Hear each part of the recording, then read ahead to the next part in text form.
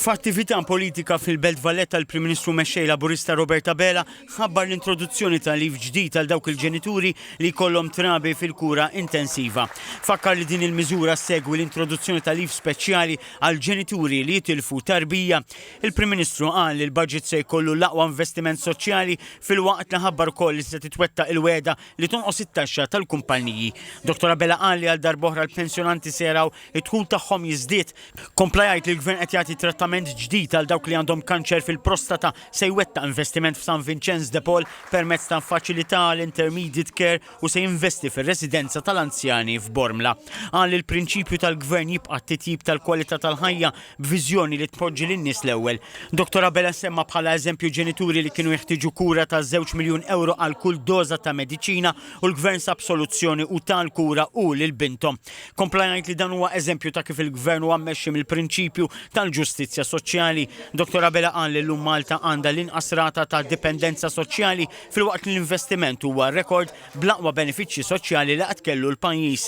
Fakkar li dan huwa fl-istess waqt li pajjiżi madwar l-Ewropa qed inaqsu l-benefiċċji. Il-Prim Ministru mexxej Laburista qal li dan kollu jista' jseħħ għax Malta għandha l-akbar tkabbir ekonomiku fl-Ewropa. Għalli matul is-sajf il-ħidma komplet b'liġi ġdida dwar iċ-ċittadinanza biex ikun protett il-ġid kbir li l-programm għamel lill-pajjiż.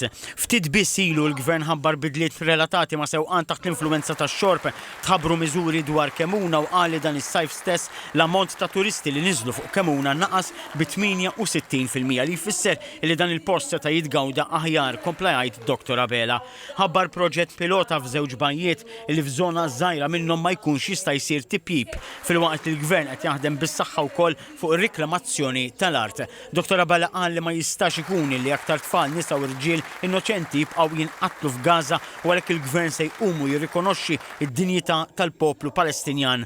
Sostna li din hija pożizzjoni li turi l-vera valuri u prinċipji li jemmen fihom il-Gvern.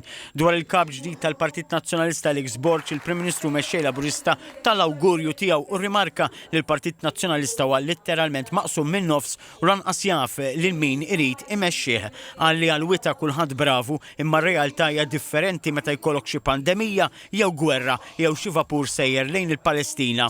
Għal li t-test veru huwa meta twettaq riforma fil-liġijiet li rregolaw l-inkjesti. Akkuża lil Borch li maħax pożizzjoni dwar dan għax lanqas biss kien mar il-Parlament. Dr. Abela temm jgħid li wara l-iżviluppi politiċi tas-sibt tista' tikber fuqu u fuq il-Partit Laburista r-responsabilità li jibqa' jaħdem b'umiltà u titneħħa kull sens ta' entitlement jew idea li l-fiduċja tal-poplu hija għal dejjem u issa biex ħadd ma tikbirlu rasu.